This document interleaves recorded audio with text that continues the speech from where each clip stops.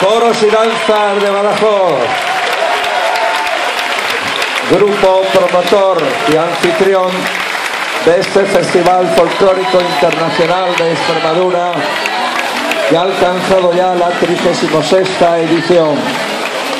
La UBA va a poner punto y final a este tradicional y participativo acto de Ven a bailar con los grupos del Festival Internacional de Extremadura.